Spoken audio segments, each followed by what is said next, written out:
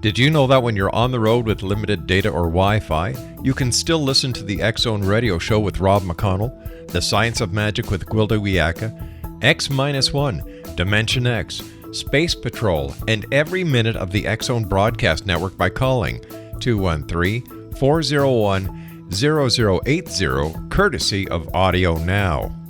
No smartphone, app, or internet needed. It saves your data plan and it's free if you have unlimited minutes. Call 213-401-0080 to listen on any phone, anytime, anywhere. Remember 213-401-0080 for the best of the paranormal, parapsychology, and sci-fi radio programming anywhere, 24/7, 365.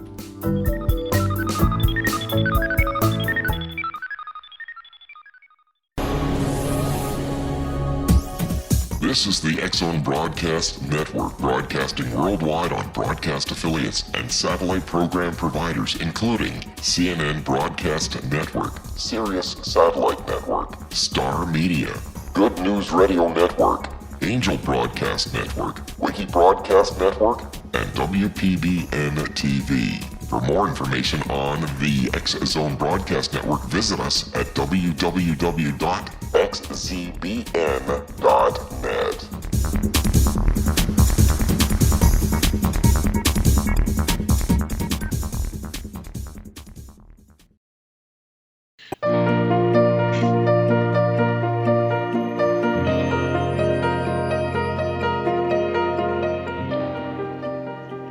Welcome back to the fifth broadcast of the Ask Dr. Gibbs X-Zone Radio Net Show, XZBN, coming to you from Toronto, Canada. The content of my program explores, as it will each week, one issue which appears to be worldwide in importance and presents issues which seem to defy easy solutions. These are: 1, the prevention and treatment of heroin addiction.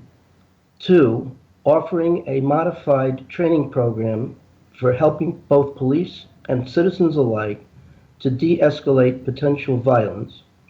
3, describing a method in helping all interested persons that want to learn how to master their anxiety, depression, frustration, and stress, usually without the need for medication.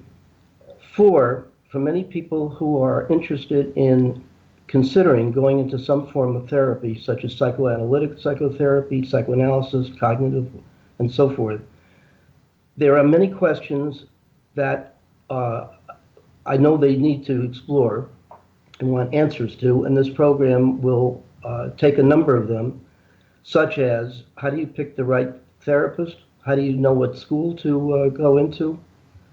How do people change in therapy? How long does it take? And so forth.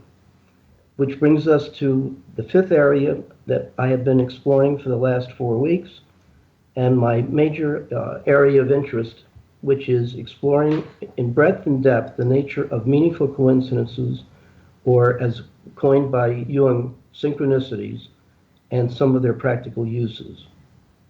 This last area of my interest segues directly into the territory of this, the content of this show.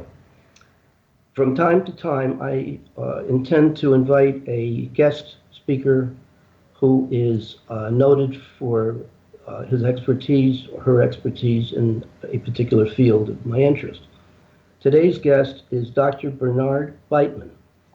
He has an impressive bio, which particularly relates to his exploring the subject matter of synchronicities and their uses. Dr. Beitman went to Yale Medical School and did a psychiatry residency at Stanford. He is presently a visiting professor at the University of Virginia in the Behavioral Sciences Department of Psychiatry and Neurobehavioral Sciences, and is the former chair of the Department of Psychiatry at the University of Missouri, Columbia. He has edited 2 issues of a prestigious journal called Psychiatric Annals that focuses on coincidences. He also has written a popular selling book. Go to Amazon, take a look at it. I highly recommend it, called Connecting with Coincidences. and is the founder of the new interdisciplinary field of coincidences, which much interests me. Just a few words why I have chosen Bernie as my first guest. Jung, who is accorded the most famous researcher of meaningful coincidences, which he dubbed synchronicities, was a follower of Freud, who tried in vain to explain how synchronicities work and where they come from, the whole process leading to them, using conventional causality as an explanatory principle in the service of creating a science of synchronicities. His failure to accomplish this task led him to make a revolutionary conclusion, which I personally have found extraordinarily provocative and challenging, about attempting to provide a rational explanation of these often appearing to be amazing events. Further, he concluded that a rational explanation using causality as an explanatory principle is not even possible in causal terms. You can't even conceive of it.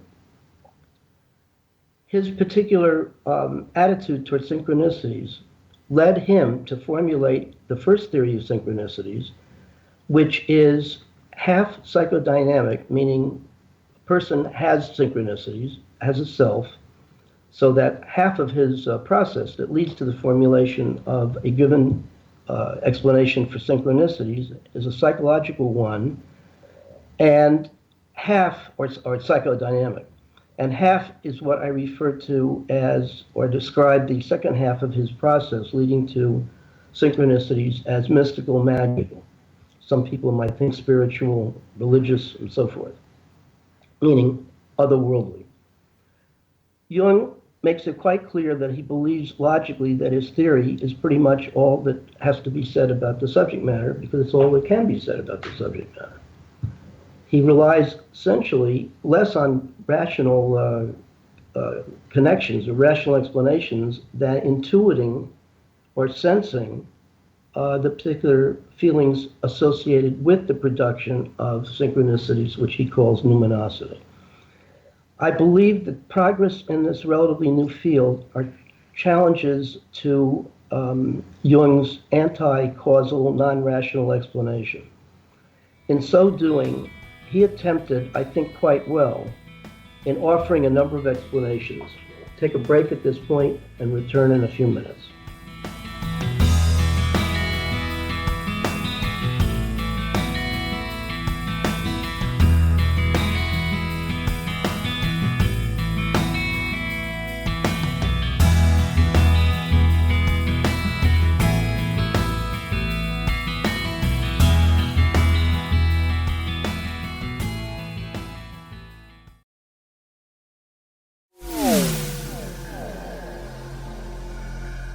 This is Kevin Randall.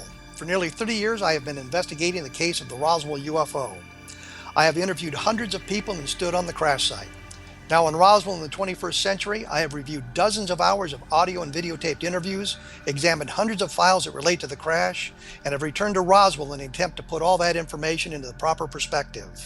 For the first time in Roswell in the 21st century, I have made a dispassionate reevaluation of all that material and provide a new look at what happened. This is a book that clears away all the clutter that has hidden the truth for so long, strips away the various lies that surround the case, exposes the Air Force attempts at cover-up, and found a core of solid information that tells us all where the case stands today. Roswell in the 21st century will be available in just a few weeks. For more information, please visit my website at www.kevinrandall.blogspot.com.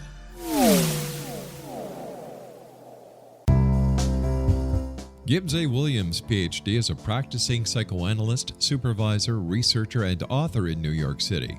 Much of his life has been dedicated to understanding nature and the uses of meaningful coincidences or synchronicities. His radical and original non-Jungian, non-mystical, non-magical theory of synchronicities illuminates much of the fog surrounding this challenging and perplexing topic. His ideas and manners are fresh, presented in a style that is both entertaining and highly informative. He is also an expert on crisis intervention, specially focused on violence reduction for the police and citizens, mastering anxiety, frustration, and stress without the use of medication, and effectively preventing and treating heroin addiction. Dr. Williams can be contacted at his email address at gwwilliamsny11@aol.com or visit his website at www.drgibbswilliams.com.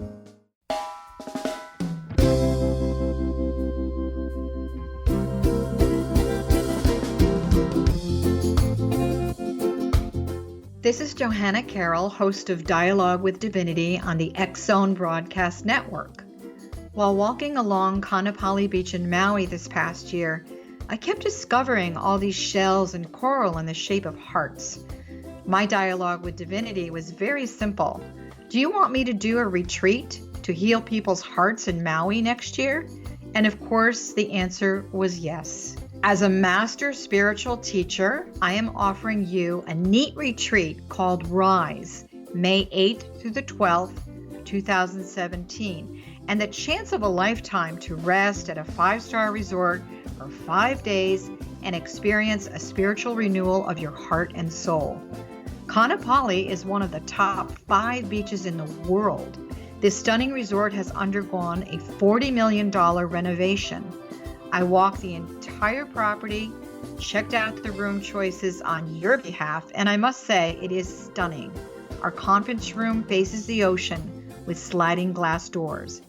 Maui is known as Mother Maui because it is a soft, gentle, healing energy. In the embrace of Mother Maui, you will feel yourself rising from the limitations of an ordinary life to an extraordinary journey of peace, bliss, and harmony. A greater sense of clarity. Our Rise retreat ignites renewal in the sacred elements of air, water, earth, fire, and wind. There's plenty of free time to enjoy all that Maui has to offer. A small deposit is required now to reserve your space, as this retreat, it will sell out. For more details, please go to johannacarroll.com and register today. Aloha, and I'll see you in mystical Maui.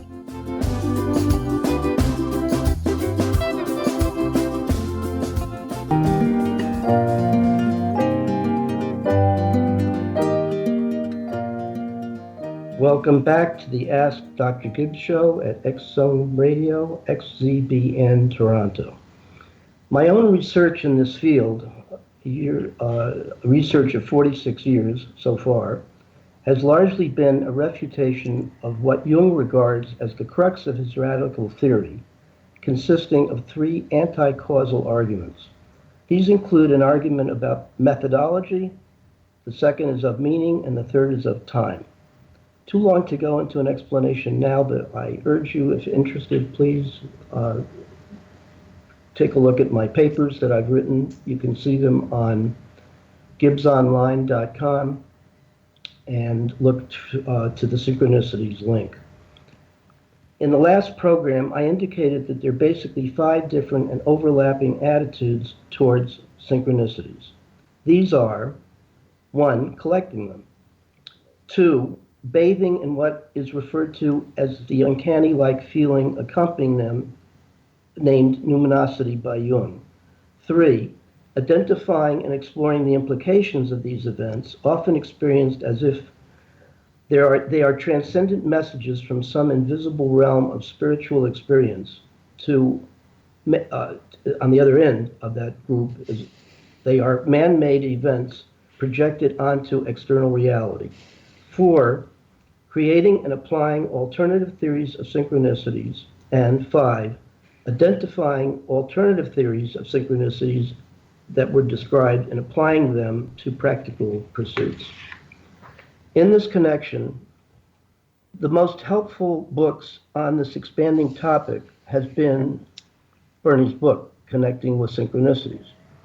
Would you please tell us, Bernie, if you will, what attracted you to this fascinating research, and how has it culminated in your particular book, which I think is a real aid to important research, furthering what Jung says is impossible to do, which is to create a science of synchronicities. Oh, thank you very much, Gibbs. Thank you for having me on the program. I got into the study of coincidences because I had them. I had dramatic ones, early in my life, particularly one involving my dog when I was 8 or 9.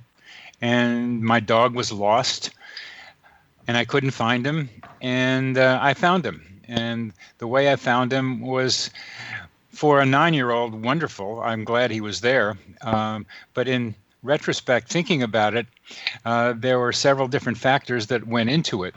That lost dog became a focus for my research. How did it happen that the dog got lost and I got lost and we found each other? Later in my life, age 31, I began choking uncontrollably, and I found out that 3,000 miles away, my father was choking on his own blood, dying. And that became another focus for my interest in coincidences, because since then I've learned that many other people have what I now call simulpathity experiences, that is, having the experience of the pain of a loved one at a distance. On those two experiences, I did a lot of research, looked at my own coincidences in more and more different lights, and came up with questions like yours, Gibbs. Can we explain them without having to use something hard to understand, like the unus mundus of Jung, or the collective unconscious of Jung, that may be more palpable to our understanding of current reality? So I've come to 3 different general conclusions about what might cause coincidences. On the one hand, there are the statisticians who talk about probability, and every coincidence has a probability that can be estimated. On the other hand are the more mystical questions, which generally speaking are universe and God. People often speak of the universe speaking to them, or this is God's way of remaining anonymous.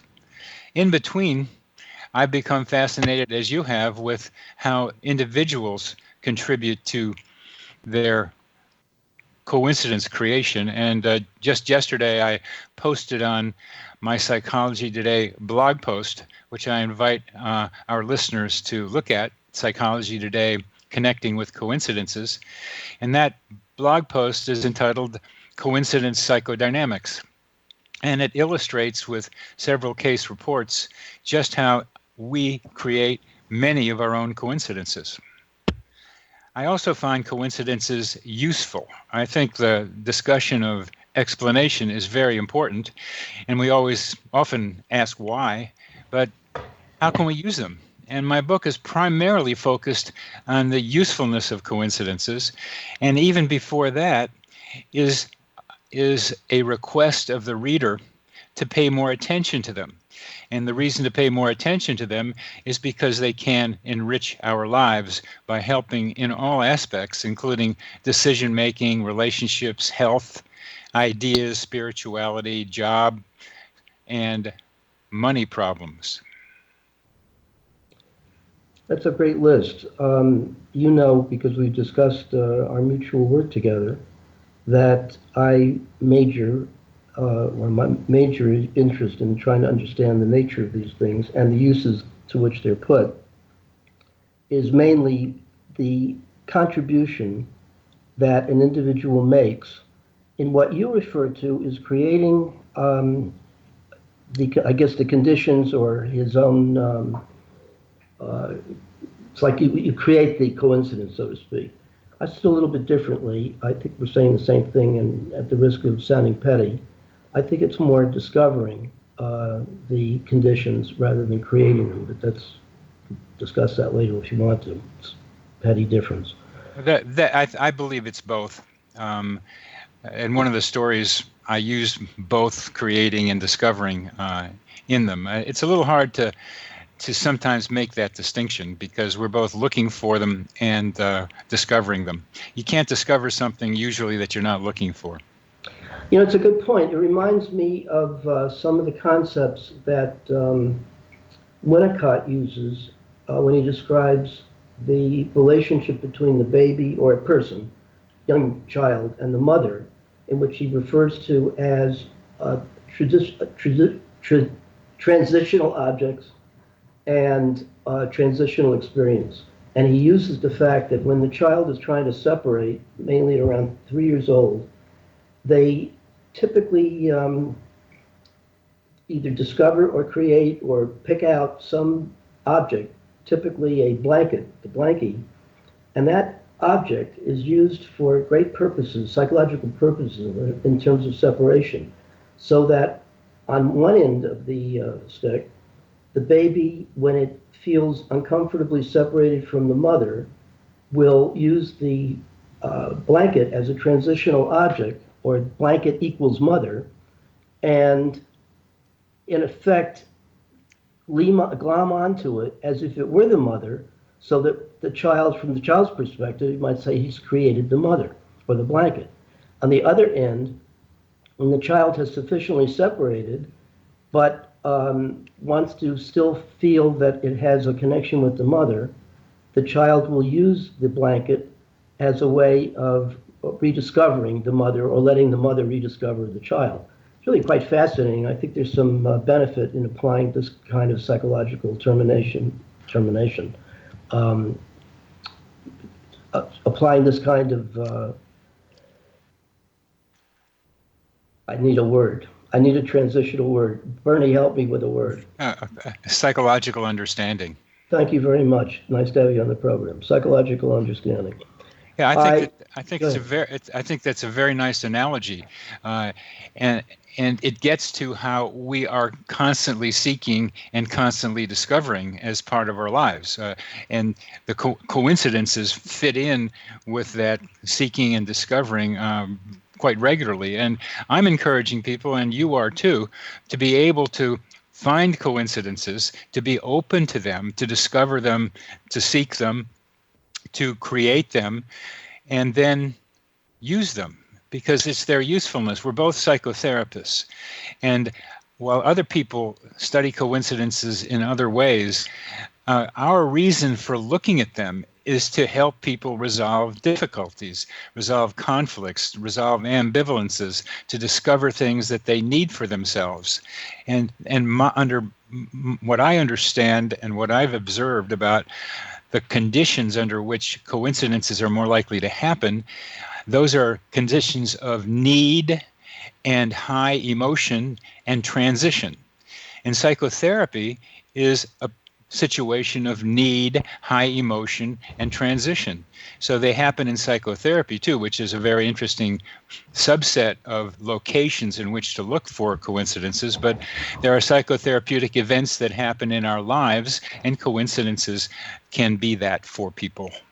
I think that's a very important point. From my research, the thing that I found of most value in trying to understand these things, discounting Jung's provocative statement that a rational explanation of these things are really impossible. I don't believe that. My 50-year research was an attempt to take the 3 anti-causal arguments that he says are irrefutable and refute each one and put together the findings that I got from doing the research. In that connection, I very much am interested in the conditions surrounding these things. And the first anti-causal argument that he has, I think, gets to the nub of what you and I are trying to do, in which he says, look, you can't study these things. There's no method which allows you to study these things scientifically. If by science one means you have to be able to pin them down on a table and replicate experiments, you can't do it because that's right. Synchronicities are experiences. If they're firefly flashes, how are you going to pin that down to a table?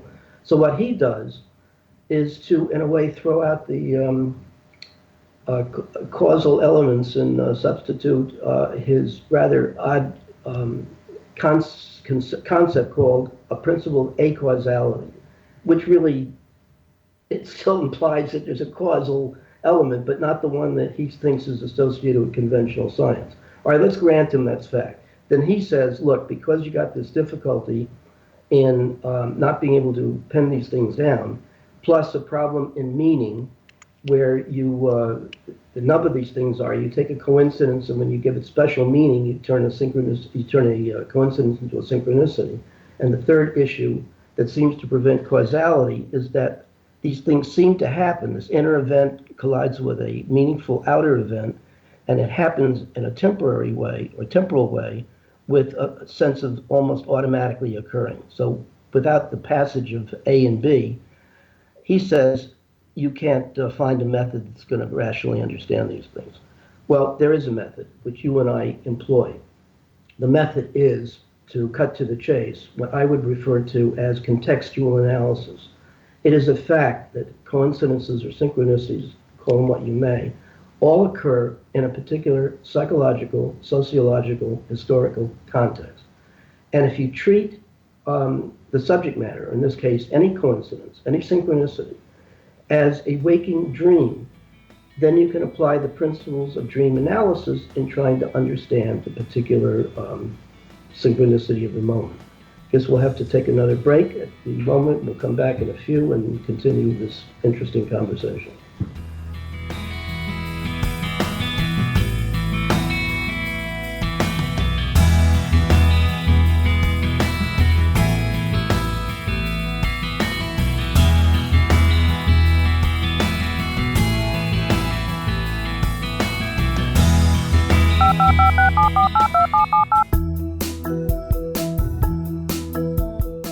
Did you know that when you're on the road with limited data or Wi-Fi, you can still listen to the X-Zone Radio Show with Rob McConnell, The Science of Magic with Gwilda Wiyaka, X-1, Dimension X, Space Patrol, and every minute of the X-Zone Broadcast Network by calling 213-401-0080, courtesy of Audio Now.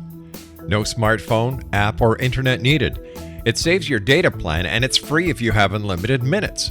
Call 213-401-0080 to listen on any phone, anytime, anywhere. Remember 213-401-0080 for the best of the paranormal, parapsychology, and sci-fi radio programming anywhere, 24/7, 365.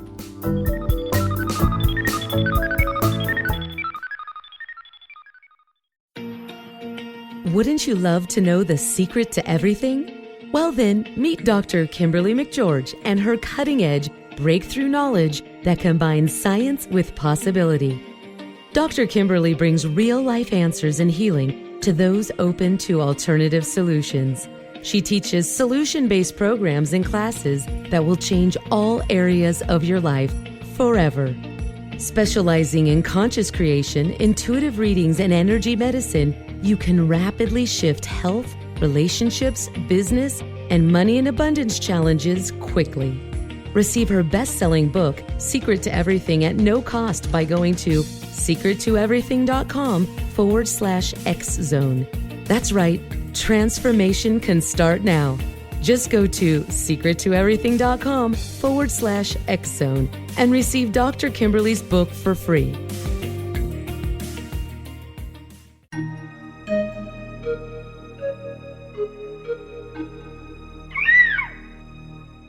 While science pursues fact, magic accesses the quantum level, bridging random facts to form truth. As long as science and magic remain separate and polarized, the truth cannot be known. I'm Gwilda Wiyaka. Join me on the Science of Magic radio program, dedicated to unification and evolution of consciousness. During each episode, I'll be speaking with experienced and respected scientists and mystics. From astrologers to astronomers, from medical doctors to shaman, the scientific method to dowsing and intuition, we'll weave together information from seemingly divergent practices to promote unity and enlightenment. Join me, Gwilda Wiyaka, and the Science of Magic right here on the Mutual Broadcast Network. For more information, visit www.thescienceofmagic.net.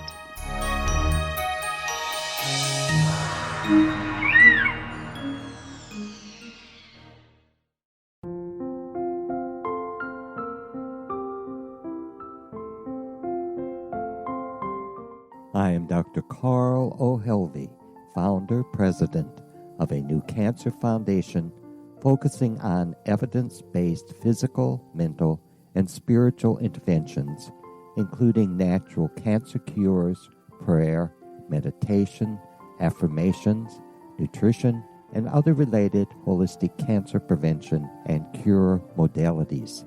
These are used in cancer education, research, and financing care.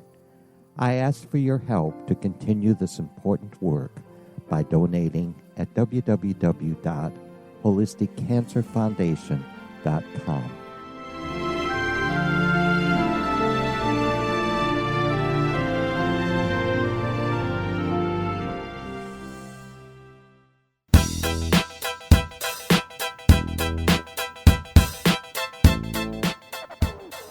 Welcome you return to the Ask Dr. Gibbs show at X Zone Radio, XZBN 1109-2016 from Toronto.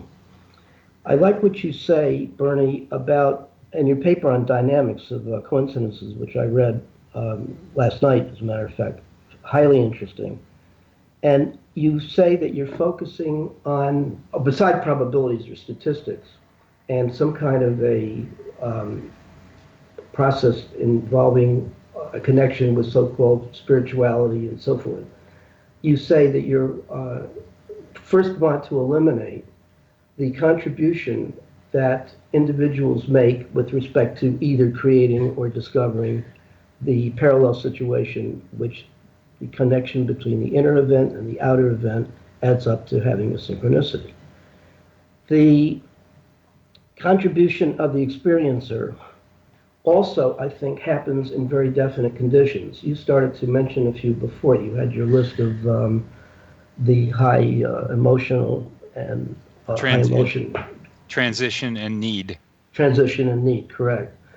I've tended to boil these things down. Perhaps it's an oversimplification, but I think that they start, or all those can be subsumed under a context of having a problem or issue that seeks resolution, but it eludes resolution. So it's got to be a big thing that people are sort of stuck with. They're sort of at an emotional impasse.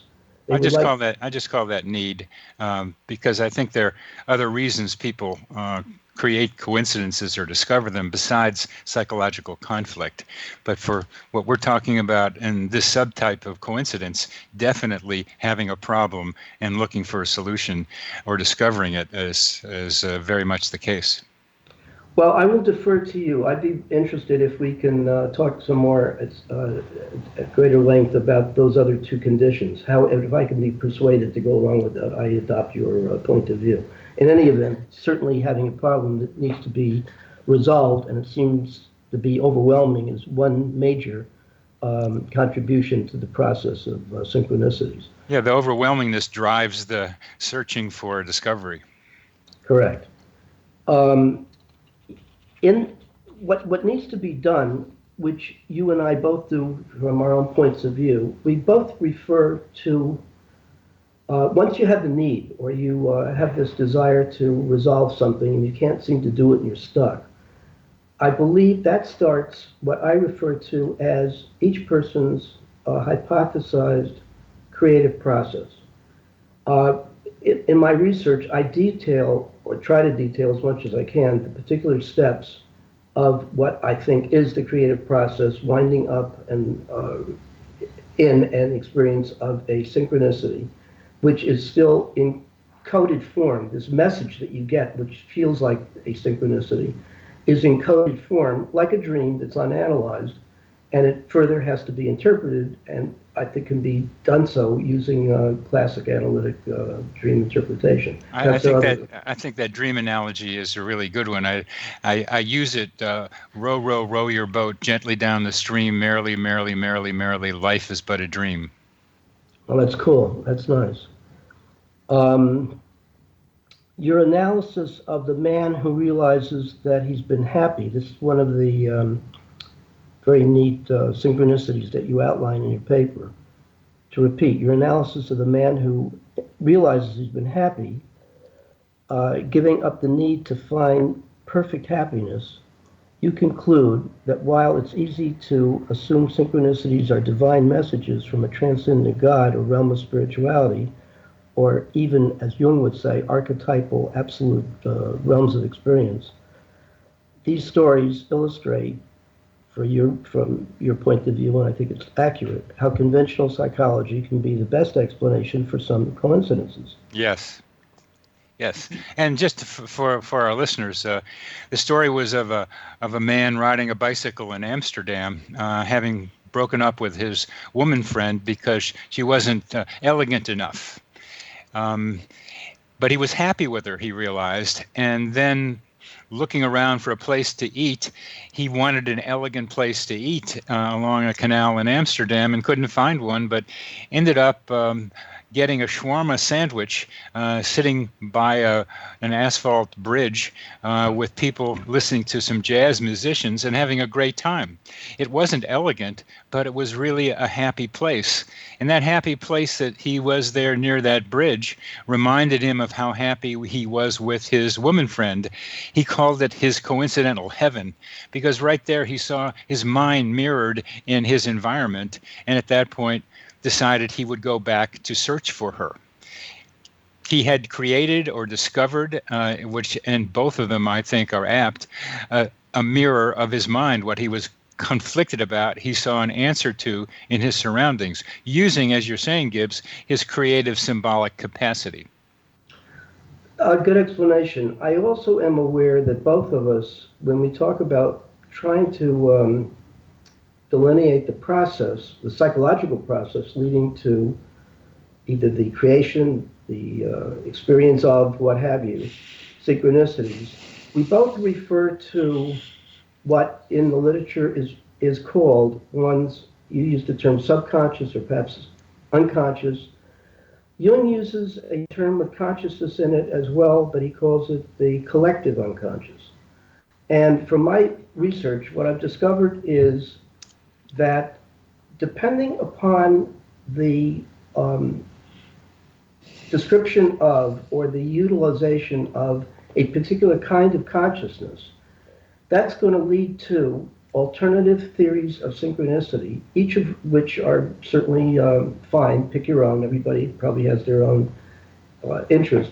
However, my contribution to this field is that I think, unlike what Jung states, there is much more to say about the subject matter, and that in so doing, different first assumptions about the nature of reality, philosophical assumptions, psychological assumptions, mystical assumptions, religious assumptions, and so forth, different knowledge bases, when you use them as categories of experience, will lead to entirely different concepts, such as the overall consciousness concept, but broken down in either a subconscious and or a collective unconscious. And depending upon which one you use, you're going to wind up with an entirely different synchronicity theory.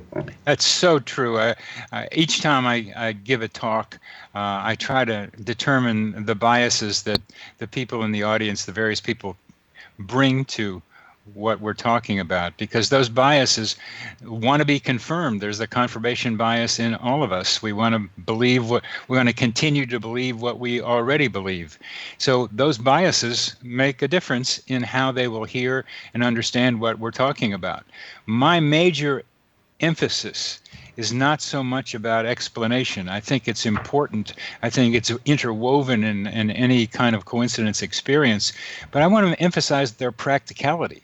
I want to understand how, under certain conditions, we can be helped by coincidences in making decisions, in enhancing relationships, in looking for jobs, and also in our own spiritual development.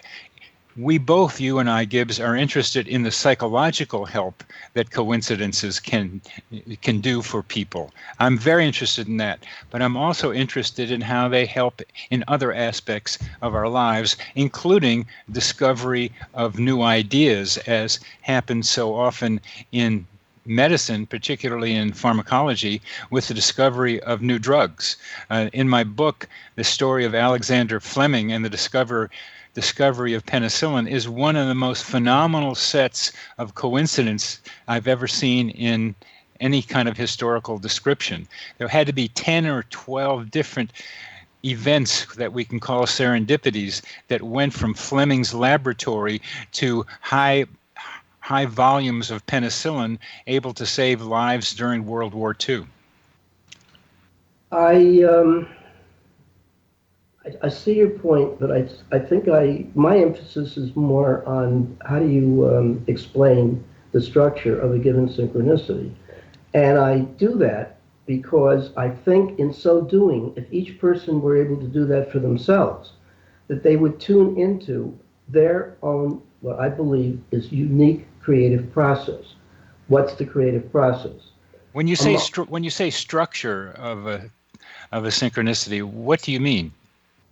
Well, every synchronicity is unique and has certain elements to it which has a common structure. So that, for example, the structure of a given synchronicity or meaningful coincidence, of course the difference is simply the amount of special meaning you attribute to the coincidence. Yeah, that's an important distinction. I like to use synchronicity for the really high level, high impact, meaningful coincidences. I'm with you, except that if you talk to people and mention the word synchronicity and explain what it is and so forth, I have noticed that different people are going to respond to their own coincidences as this has high impact, and you and I might think it's low impact. So that value, it seems to me, really comes from an individual. Yes, agreed. My coincidence is more important to me than it is to you. Right. However, in trying to objectify each of our different coincidences. Yes, go ahead with that. There's always an internal event, an idea, anything, that becomes the starting point for a given experience of synchronicities. Then you have the conditions under which these things come about. You mentioned three.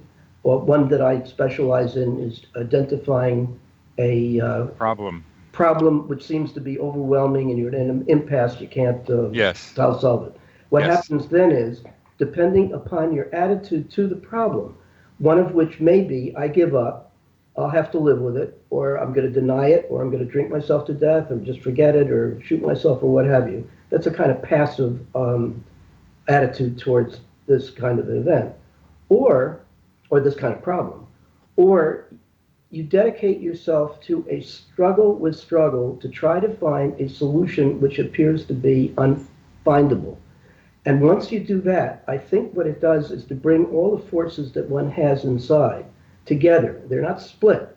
You have all of your energies allied to problem resolution. Now, what are these forces that you have? And I think this is why I think this the pursuit of what I'm doing is important. In my analysis, I learned, if nothing else, to trust my instincts.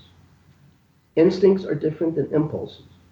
Instincts, I think, reach the core of you and never lie. And what do they consist of? And here's where I give credit to Jung, because I think he made an extremely important point that's really pretty overlooked. I think that if you look inside and you ask yourself, well, what's inside me? What's inside of inside reality, internal reality?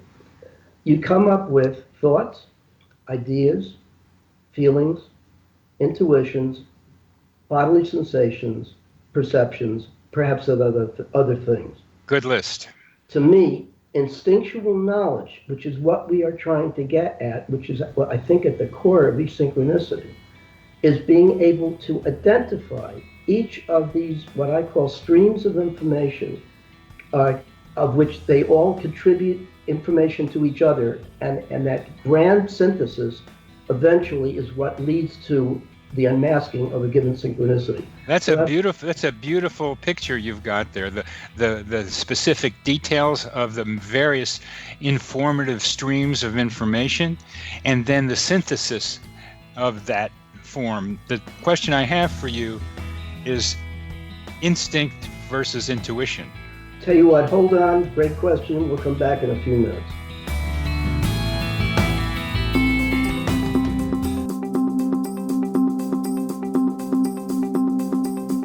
As host of Dialogue with Divinity, I am thrilled to join the X-Zone Broadcast Network and their growing number of affiliates.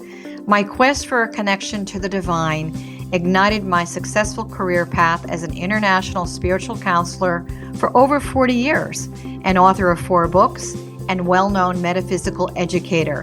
My clients call me their spiritual mama. So my job is to offer you a radio show to help you grow spiritually with wisdom and get specific tools from guests who are experts in their field. Tune in to Dialogue with Divinity and be part of the conversation with Spirit. My goal, your happy soul. For more information, please visit my website at johannacarroll.com.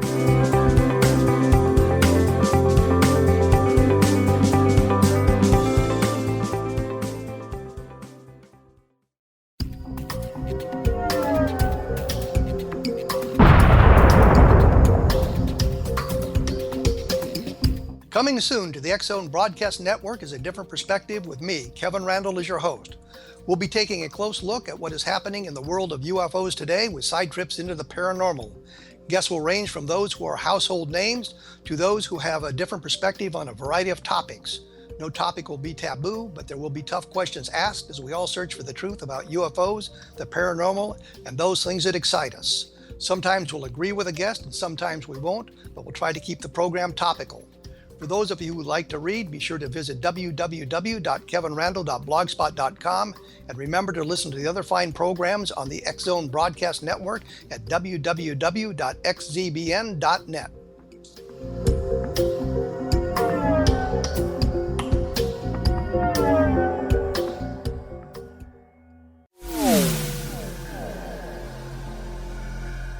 This is Kevin Randall. For nearly 30 years, I have been investigating the case of the Roswell UFO. I have interviewed hundreds of people and stood on the crash site. Now in Roswell in the 21st century, I have reviewed dozens of hours of audio and videotaped interviews, examined hundreds of files that relate to the crash, and have returned to Roswell in an attempt to put all that information into the proper perspective. For the first time in Roswell in the 21st century, I have made a dispassionate reevaluation of all that material and provide a new look at what happened. This is a book that clears away all the clutter that has hidden the truth for so long, strips away the various lies that surround the case, exposes the Air Force attempts at cover-up, and found a core of solid information that tells us all where the case stands today. Roswell in the 21st century will be available in just a few weeks. For more information, please visit my website at www.kevinrandall.blogspot.com.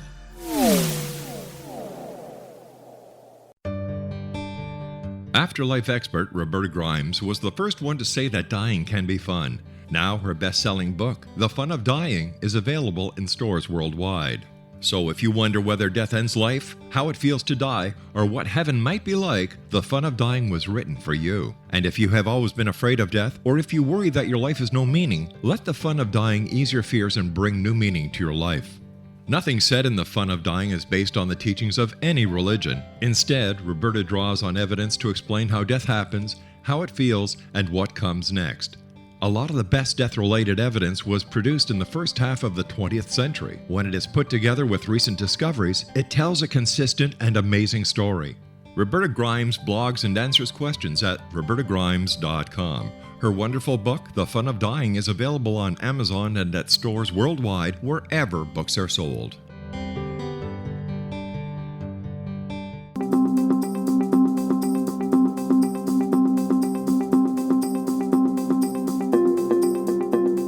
Welcome back to the fourth segment of the Ask Dr. Gibbs show, XZBN, coming to you from Toronto, Canada. Bernie, we left off at a point where you asked me a question. I believe it had to do with the difference between intuition and instinct. Is that accurate? Yes. I'm writing a post for Psychology Today on just that subject, and the way you describe it with the multiple streams of information coming together and being synthesized is what I am calling honing your intuition. So I want to hear how you think about it. Great. I think that for me, instinct, as I said before, is a confluence of different streams of information. Thinking, feeling, intuition is part of it, sensing, and so forth. The difference between intuition and instinct is first a difference between intuition and thinking. The difference between those two is one of speed. So that It can be best illustrated by the concept of a movie, of a film, movie film. So that if you take a set of stills and you run them together, you speed them up at a speed of 24 frames per second, something like that, you will get an illusion of motion. If you stop them, you will see that the motion is really consisting of a set of, let's say, 24 separate still shots that you just speeded up. Thinking is akin to the experience of a speeded up film. Intuition is being able to get right at the point of deepest contact, or one slide, just keep looking at it.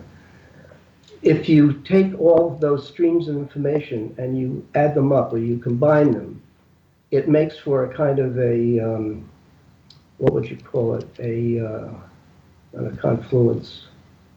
Confluence is good. It's because if we're talking about flows of information. What brings it all together, but what I'm really thinking of, it strengthens the knowledge base, or the amount of information that you take is the parts, the individual streams are bigger than the parts. So that, for example, if you are trying to understand a person who comes in and says, I need care, and that's all you got.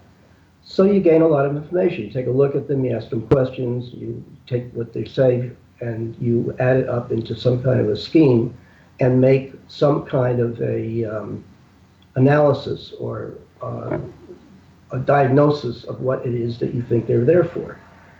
That's, in a way, using perception as your first stream of information, hearing and speaking. You can add to it if you give the person, let's say, a battery of psychological tests, or you can say, tell me what comes to mind, at which point you're open to their particular streams of information, which may include anything. They'll usually tell you what their problem is.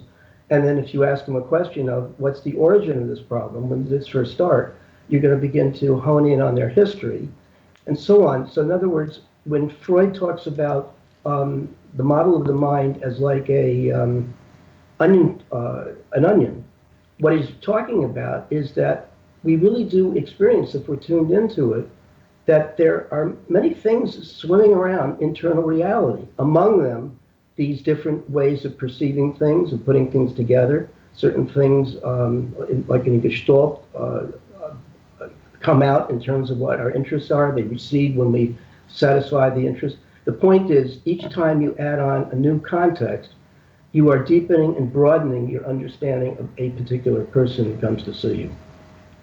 And I think it's a really useful concept, because when you add on additional streams of information, you're making whatever you are trying to understand really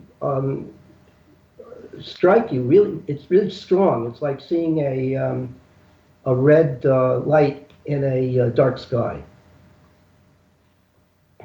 Yeah, I'm still playing with the word difference between instinct, which I think of as something inborn genetically through evolution, rather than what you're describing it as a culmination, the red star in the sky of all the other streams of information. Freud has said that when we have to talk, and we talk using our minds and conversing. He said that what truly that's a motivator, but what truly motivates us is our instincts. So he uses the analogy of being in a club car on a train. There are 5 people who have 5 different jobs, and they're all absorbed in, let's say, the magazine of their particular interest. Let a pretty girl come into the entrance of the car, and it is likely that all 5 people who have been previously engrossed in reading their interest are going to look up and be turned on by the attractive woman who came in. That's instinct. Or in terms of settling the biggest major issues of our life. Who are we? What do we value? Love, sex, all that stuff. Hiring people for an interview. generally speaking, all that's over in about 25 seconds. And you have some feeling of attunement or resonance that if you use it, you're usually right. And that the rest of what you do is to probably rationalize why you need to talk for an hour to interview somebody. But these things are all settled easy. I think one of the problems of our day is that people tend to be cut off from experiencing their instincts and trusting them. And I think that's one of the key reasons, and I agree with you, as to why these seemingly amazing experiences, synchronicities, are so terribly valuable, because it does indeed force you to go into internal reality and connect with this stuff so that you can use it for increased, if nothing else, ability to problem solve. I will just substitute intuition, not the way Jung uses it necessarily, for what you're saying is instinct, but whatever term we use, that human beings are increasingly more cut off from their own internal information. This synthesis of the multiple streams of information is a very important notion, and I think we both very much agree that coincidences become a way in which that intuition or instinct, as you're calling it, can become more into awareness and more used. We've become so sensory loaded, so rational in our internet, so scientific in our thinking, that we have lost touch with what is usually called a primitive way of knowing, but it is the culmination of knowing through all these other streams that we're discussing. I fully agree with you. For example, when Freud did his first psychoanalysis on himself, which was remarkable, most people can't do that, he understood I love the response to that when somebody said, when Freud said he did his own psychoanalysis, somebody said the only problem with that was the countertransference. Well, Freud fully admitted that. He said, you can only go so far until you reach your own impasses, and then you're stuck. That's why, if you're trying to do self-analysis, it's the resistance to it is the countertransference, the tendency to repeat the familiar, and it's often difficult to know what's familiar because you're too damn close to it. So this is a tricky business. Nevertheless, getting back to your point, which is that in simply becoming aware of coincidences is learning to take dreams seriously. So most people tend to dream 4 times a night. If you ask them, did you dream anything? They would say, I never dream. If you want to help somebody learn how to dream, tell them, just consider writing down a dream, if you have any at night, put down a pad of pencil, a pad of paper and a pencil, and say to yourself, I would like to be able to remember a dream. Probably nothing will happen for 2-3 days. If you keep doing that each night, you'll activate your awareness towards having a dream, and it's quite likely within a week you will remember a sentence or a picture or something like that, and then within a couple of weeks you will have long dreams. So increasing awareness of synchronicities is going by writing them down. Yes. By writing, because we do not have categories yet by which to remember coincidences. I am trying to develop categories because there are different kinds of coincidences. As we talk about people using synchronicity in a broad range of ways, and that you and I would like to use synchronicity for the high impact, meaningful coincidences. There are also many other subsets of coincidences, which I will do another psychology blog post on, just to start with a simple taxonomy that includes what you're focusing on, mind environment coincidences, but there are also thing coincidences where the two things are like 3 butterflies in a row, or there are mind ones where people share the same thought without having seen it externally. The most prominent ones are the mind external environment, the mind thing ones. But these distinctions, I think, will help us categorize and understand, and then when people are writing them down, be able to put them in categories that they can not only remember but also talk about. And of course, you're implying that there is such a thing as telepathy, which Freud indeed would grant you favor and say you're right. Yes. He So just said, let's not talk about that. well, he couldn't afford to talk about it because he already felt that people thought that psychoanalysis was a bunch of malarkey. Absolutely. That's right. That's right. So if you go into hocus pocus, you're really dead in the water. Do you experience telepathy with your patients, Gibbs? Because I do. There's no question that I, from time to time, have that. Absolutely. Good, because that needs more discussion among therapists too, and there's a beautiful place to talk about the multiple streams of information coming into your mind, because some people will say that's just a blink kind of experience where you just pick it up because you have a lot of information.